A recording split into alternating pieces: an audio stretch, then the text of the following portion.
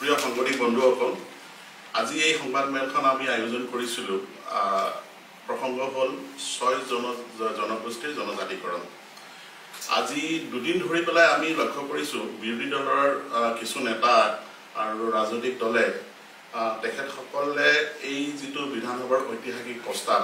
এই প্ৰস্তাৱৰ কিছু আখোৱা দেখাই পেলাই তেখেতসকলে মন্তব্য ৰাজহুৱাভাৱে কৰিছে আৰু অসমবাসী তথা বিশেষকৈ এই 6 জনগোষ্ঠীৰ যিসকল লোক আছে বা নেতাসকল আছে যিবোৰ সংগঠন আছে তেখেতসকলৰ বিভ্ৰান্তিমূলক মন্তব্যৰে ভুলপথে পৰিচালিত কৰিবলৈ চেষ্টা কৰিছে যোৱাকালি আমি দেখিবলৈ পালো গৌৰৱ গগৈও আজি কিছু মন্তব্য দেখিলো যোৱাকালি লুৰিণজ্যোতি গগৈৰ আমি মন্তব্য দেখিছো লুৰিণজ্যোতি গগৈ আমাক প্ৰত্যাহ্বান জনাইছে যে কৈছে যে এই যেটো প্ৰস্তাৱ যি প্ৰস্তাৱক আমি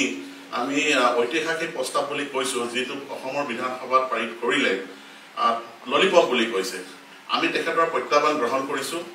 লুৰিণজ্যোতি গগৈ মই ভাবো যে এজন ভাল আন্দোলনকাৰী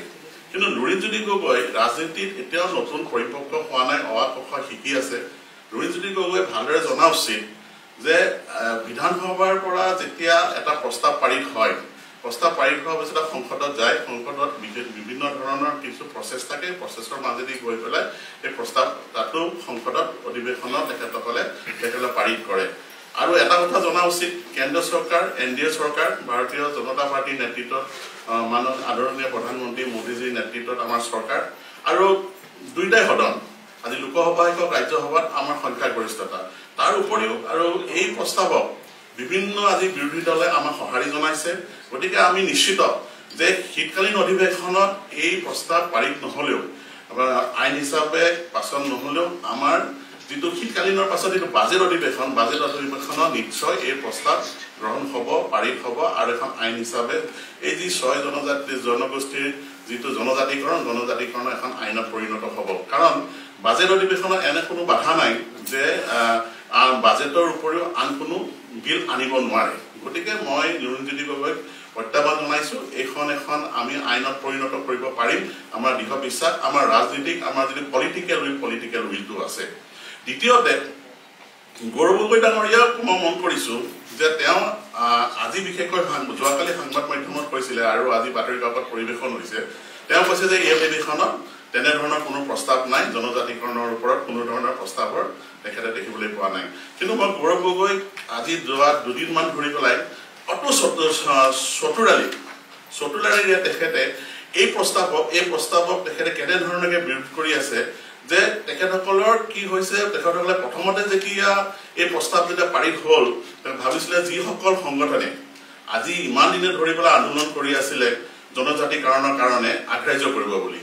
যেনেধৰণে এই প্ৰস্তাৱ যেতিয়া অসম বিধানসভাত পাৰিত হ'ল ডক্টৰ হিমন্ত বিশ্ব শৰ্মা ডাঙৰীয়াৰ বলিষ্ঠ নেতৃত্বত আজি বিভিন্ন সময়ত বহু বছৰ ধৰি পেলাই বিভিন্ন সংগঠনৰ লগত আলোচনা কৰাৰ পাছত বৈজ্ঞানিক এটা বিজ্ঞানসন্মত এটা প্ৰস্তাৱ যোগে সকলোৰে গ্ৰহণযোগ্যতা থকাকে এই প্ৰস্তাৱ এটা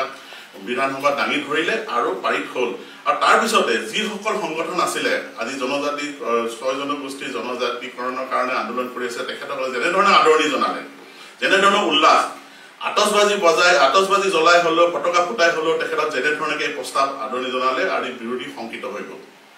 এই যে 6টা জনগোষ্ঠী আছে এই 6টা জনগোষ্ঠীৰ প্ৰায় 1,50,60,00,000 জনসংখ্যাৰে সম্বলিত এই 6টা জনগোষ্ঠী আৰু এই সকলৰ ভিতৰত আহোম জনগোষ্ঠী আছে চাহ জনজাতি আছে তেখেতসকলৰ আজি কংগ্ৰেছৰ বিশেষকৈ স্বাধীনতাৰ পাছত সৰহসংখ্যক সময় কিন্তু আহোম জনগোষ্ঠী আৰু চাহ জনজাতিসকলে সকলো সময়তে তেখেতসকলক সমৰ্থন জনাই আছিলে আৰু স্বাধীনতাৰ সময়ত সৰহসংখ্যক সময় কিন্তু কংগ্ৰেছে অসমত শাসনভাৰত আছিলে গতিকে কি হৈছে এই যে ধৰণকে আজি তেখেতসকলে দেখিবলৈ পালে যে তেখেতসকলে যিসকলে আন্দোলন কৰিছিলে জনজাতিৰ কাৰণে যেনেধৰণকে গ্ৰহণ কৰিলে গ্ৰহণযোগ্যতাটো দেখি তেখেতক শংকিত হৈ গ'ল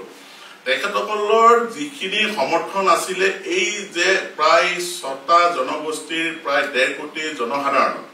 যিখন তেখেতসকলৰ ভৰিতলৰ মাটি আছে এইখিনি মাটিও যেন তেখেতৰ হাতৰ পৰা যোৱা যেন অনুভৱ হ'ল বিশেষকৈ কংগ্ৰেছ দলৰ শংকিত হৈ পেলাই এটা হেঙাৰ হিচাপে চেষ্টা চলাইছে তেখেতে যাতে এই প্ৰস্তাৱটো কেন্দ্ৰীয় বিভিন্ন ধৰণৰ আখোৱাবিলাক উলিয়াই পেলাই যাতে কেন্দ্ৰত যেতিয়া সদনত যেতিয়া আমাৰ শীতকালীন অধিৱেশনৰ পাছত হয়তো শীতকালীন অধিৱেশনত যদি উত্থাপন নহয় এই প্ৰস্তাৱ আৰু তাৰ পাছৰ যিটো বাজেট সেশন হ'ব বাজেট সেশনত নিশ্চয় এইটো প্ৰস্তাৱ উত্থাপন হ'ব যাতে প্ৰস্তাৱটো পাৰিত হয় তাৰ কাৰণে তেখেতসকলে হেঙাৰ হিচাপে প্ৰস্তাৱটো যাতে পাৰিত নহয় তাৰ কাৰণে হেঙাৰ হিচাপে থিয় হ'বৰ কাৰণে কংগ্ৰেছ আৰু কিছু সংখ্যক বিৰোধী দলে চেষ্টা চলোৱা যেন আমাৰ অনুভৱ হৈছে গতিকে বিশেষকৈ এই 6টা জনগোষ্ঠীৰ লোকসকলক আমি অনুৰোধ জনাইছো যে চিনাক্তকৰণ কৰিব লাগে কোনবিলাক ৰাজনীতি দল আৰু কোন কেইজন নেতাই এই যিটো প্ৰস্তাৱক অতি চতুৰালিকৈ তেখেতসকলে বিৰোধ কৰি আহিছে বিভিন্ন ধৰণৰ আখোৱাবিলাক উলিয়াবলৈ চেষ্টা কৰিছে হয় ক'ৰবাত এটা দুটা আখোৱা থাকিব পাৰে ইভেন আনকি আজি আমাৰ আদিত্য খাকলাৰী ডাঙৰীয়া আজি ট্ৰাইবেল সংঘৰ তেখেত হৈ গ'ল অগ্ৰণী নেতা তেখেতৰ নেতৃত্বত ট্ৰাইবেল সংঘৰ বিভিন্ন ধৰণৰ আলোচনা আজি চৰকাৰৰ লগত চলোৱাৰ পিছত ট্ৰাইবেল সংঘৰ বহুবিলাক পৰামৰ্শ আমাৰ বিজ্ঞানসন্মত হিচাপে এই প্ৰস্তাৱ যিটো বিধানসভা দাঙি ধৰি পেলাই পাৰিত কৰা হ'ল জনগোষ্ঠী 6টা জনগোষ্ঠীক জনজাতি কৰিবৰ কাৰণে তাতে আদিত্য খাকলাৰীহঁতৰো বিভিন্ন সময়ত পৰামৰ্শৰ ভিত্তিত কিছুমান কাম কৰা হৈছিলে প্ৰস্তাৱ গ্ৰহণ কৰা হৈছিলে গতিকে আজি আদিত্য খাকলাৰী ডাঙৰীয়া আৰু এটা কথাও কৈছে তাৰ কাৰণেও আজি শংকিত হৈ পৰিছে আজি বিৰোধী নেতাসকল আদিত্য খাকলাৰী ডাঙৰীয়াই কৈছে সৰ্বসাধাৰণতে ভাৰতত ৰাজ্যৰ বিধানসভাত যিমানবিলাক প্ৰস্তাৱ হয় সাধাৰণতে সংসদত সেইবিলাক আগ্ৰাহ্য নহয় গতিকে ইয়াতে বুজা যায় যে আজি যিটো প্ৰস্তাৱ জনজাতিকৰণৰ কাৰণে এটা 6টা জনগোষ্ঠীক জনজাতিকৰণৰ কাৰণে কৰা হৈছে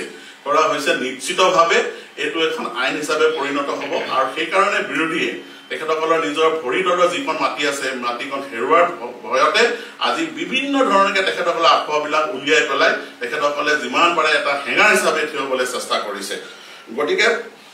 লুৰিণজ্যোতি গগৈ যিহেতু ললিপপৰ ৰাজনীতি বুলি কৈছে আমি প্ৰত্যাহ্বান আনিছো ভাৰতীয় জনতা পাৰ্টীয়ে যে এই প্ৰত্যাহ্বান তেখেতে গ্ৰহণ কৰক আৰু শীতকালীন অধিৱেশনত নহ'লে বাজেট সেশনত যে এখন আইনত পৰিণত হ'ব আৰু 6টা জনগোষ্ঠীক যে জনজাতি হিচাপে তেখেতসকলক চিহ্নিত কৰা হ'ব এইটো নিশ্চিত দ্বিতীয়তে গৌৰৱ গগৈ পিতৃ তৰুণ গগৈ ডাঙৰীয়া অসমৰ 15 বছৰ কাল মুখ্যমন্ত্ৰী হৈ আছিলে বিৰোধী দলৰ দলপতি দেৱব্ৰত শইকীয়া তেখেতৰ পিতৃ অসমত 8 বছৰ ধৰি পেলাই মুখ্যমন্ত্ৰী হৈ আছিলে তাৰ মানে কংগ্ৰেছৰ শেষৰ দুজন মুখ্যমন্ত্ৰীৰ পুত্ৰ আজিৰ দিনত সক্ৰিয় ৰাজনীতিবিদ আৰু তেখেতসকল যেতিয়া মুখ্যমন্ত্ৰী হিচাপে পিতৃ আছিলে তৰুণ গগৈ আৰু হিতেশ্বৰ শইকীয়া ডাঙৰীয়া দুইজন পুত্ৰ আজি দেৱব্ৰত শইকীয়া আৰু গৌৰৱ গগৈ এক্টিভ সক্ৰিয় ৰাজনীতিবিদ আছিলে তেখেতসকলৰ ভূমিকা কি মই প্ৰশ্ন কৰিছো যে জনজাতিকৰণৰ ক্ষেত্ৰত তেখেতসকলৰ এখন সাজেশ্যন পেপাৰ দেখাওক যে জনজাতি কৰিবৰ কাৰণে এই 6 জনগোষ্ঠীয়ে যে ইমান দিন আন্দোলন কৰি আছে তেখেতসকলৰ এইটো এটা সমাধান সূত্ৰ হিচাপে আমি দিছো আজি আমি ভাৰতীয় জনতা পাৰ্টীয়ে এটা সমাধান সূত্ৰ আমি উলিয়াই দিব পাৰিলো ডক্টৰ হিমন্ত বিশ্ব শৰ্মা ডাঙৰীয়াৰ নেতৃত্বত আৰু ইয়াৰ ফলতে কি হ'ল তাৰ গ্ৰহণযোগ্যতা আপোনালোকে দেখা পাইছে গতিকে তেওঁলোকেতো আজিলৈকে এখন পেপাৰ আৰু তাতে আটাইতকৈ ডাঙৰ কথাটো হ'ল কি যে এই যে 6টা জনগোষ্ঠীৰ ভিতৰত আহোম সম্প্ৰদায়ৰ সকলেও জনগোষ্ঠী হিচাপে তেখেতসকলেও জনজাতি হিচাপে তেখেতসকলে দাবী জনাই আহিছিলে আৰু দুইজনে মুখ্যমন্ত্ৰী কংগ্ৰেছৰ শেষৰ দুইজন মুখ্যমন্ত্ৰী আহোম সম্প্ৰদায়ৰ আৰু আহোম সম্প্ৰদায়ৰ তেখেতসকলৰ হিচাপে গৌৰৱ গগৈ ডাঙৰীয়া দেৱব্ৰত শইকীয়াই যিহেতু আন্দোলন কৰি আছিলে সেই নিজৰ যিটো জনগোষ্ঠী তেখেতসকলৰ জনজাতি হিচাপে চিহ্নিত কৰিব পৰাকে তেখেতসকলক কিবা এটা সাজেশ্যন পেপাৰ চৰকাৰক দিছে জানো আজি এখন পেপাৰ তেখেতসকলে উলিয়াই দিয়ক মই তেখেতসকলক প্ৰত্যাহ্বান জনাইছো যে তেখেতসকলে এখন পেপাৰ যে চৰকাৰলৈ তেখেতসকলে আগবঢ়াইছিলে পৰামৰ্শ হিচাপে গতিকে আজি বিৰোধী খুব শংকিত হৈ আছে বিৰোধী শংকিত হোৱাৰ কাৰণ হ'ল তেখেতসকলৰ যিখিনি আজি স্থিতি এই স্থিতি তেখেতে যি গ্ৰহণ কৰিছে ইমান দিনে কৰি আহিছে কাৰণ আজি মই যে কৈছো যে কংগ্ৰেছে ইমান দিনে শাসন কৰি আছিলে কংগ্ৰেছে শাসন কৰাৰ সময়ত সৰ্বাধিক সময় কিন্তু কোনকেইটা জনগোষ্ঠীয়ে তেখেতসকলক সম্পূৰ্ণৰূপে সহায় সহযোগ আগবঢ়াইছে যাৰ ফলত তেখেতসকলে শাসনভাৰ থাকিব পাৰিছিলে তাৰে ভিতৰত আছিলে এটা আহোম জনগোষ্ঠীটো তাৰ ভিতৰত এটা আছিলে চাহ জনগোষ্ঠী আজি চাহ জনগোষ্ঠী আৰু আহোম জনগোষ্ঠীয়ে আজি যেতিয়াই আজি আমি ডক্টৰ হিমন্ত বিশ্ব শৰ্মা ডাঙৰীয়াৰ নেতৃত্বত আজি চৰকাৰে যিটো প্ৰস্তাৱ আজি বিধানসভাত আনিলে এই প্ৰস্তাৱ যেতিয়া পাৰিত হ'ল তেখেতসকল কিন্তু শংকিত হৈ পৰিলে যিখন ভৰি তলৰ মাটি আছে সেইখিনি তেখেতসকলৰ পৰা আঁতৰি যোৱাৰ ভয় গতিকে মই তেখেতসকলক বিশেষকৈ এই 6 জনগোষ্ঠীৰ যিসকল জনসাধাৰণ আছে তেখেতসকলক মই অনুৰোধ জনাইছো আপোনালোকে চিনাক্তকৰণ কৰক কোনবোৰ নেতাই এই প্ৰস্তাৱক হেঙাৰ হিচাপে থিয় দি পেলাই যাতে সংসদত যাতে পাৰিত কৰিব নোৱাৰে তাৰ কাৰণে বিভিন্ন ধৰণৰ কাৰ্যসূচী চলাইছে সেইসকলক আপোনালোকে চিনাক্ত কৰক আৰু ৰাজনৈতিকভাৱে তেখেতসকলক শিক্ষা দিবৰ কাৰণে মই এই সকল জনসাধাৰণক বিশেষকৈ অসমৰ জনসাধাৰণৰ লগতে এই যে 6 জনগোষ্ঠী আছে জনগোষ্ঠীসকলক মই তেখেতসকলক অনুৰোধ জনাইছো আৰু শেষত অখিল গগৈ সম্পৰ্কত যদিও অখিল গগৈ বহুত ধৰণৰ লম্ফজম্ফ কৰি আছে বিভিন্ন ধৰণৰ এই প্ৰস্তাৱৰ সম্পৰ্কত কথা কিছুমান কৈ আছে মই অখিল গগৈ আজি কিছুদিনৰ পৰা দেখিবলৈ পাইছো যিটো তেখেতসকলৰ শৰীৰ শৈলী যেন কোনোবা এটা সময়ত যেন তেখেতৰ মগজুৰ বিকৃতি ঘটিছে আৰু তেনেধৰণৰ ব্যক্তিৰ সম্পৰ্কত কোনো ধৰণৰ মন্তব্য দিবলৈ মই অমান্তি হৈছো আজি মই ঈশ্বৰৰ ওচৰত প্ৰাৰ্থনা কৰিছো তেখেতৰ যদিহে মগজুৰ বিকৃতি ঘটিছে চিকিৎসকৰ পৰামৰ্শ লৈ পেলাই তেখেতে আকৌ সুস্থ হওক অসমৰ ৰাজনীতিত তেওঁ এজন নেতা হিচাপে এজন গঠনমূলক কিছু কথা তেখেতসকলে নিজে ব্ৰতী কৰি পেলাই অসমখন উন্নতি হোৱাৰ ক্ষেত্ৰত সহায়ক হওক শেষত আৰু এটা কথা মই ক'ব বিচাৰিছো আমি গণতন্ত্ৰত বিৰোধীৰ এটা গঠনমূলক ভূমিকা থাকে আজি এই ঐতিহাসিক প্ৰস্তাৱক তেখেতসকলে নেতিবাচক সঁহাৰি নিদি ইতিবাচক যদি সঁহাৰি দিয়ে তেখেতসকলে যিসকল এই জনগোষ্ঠীৰ লোকসকলে আজি ইমান দিনে আজি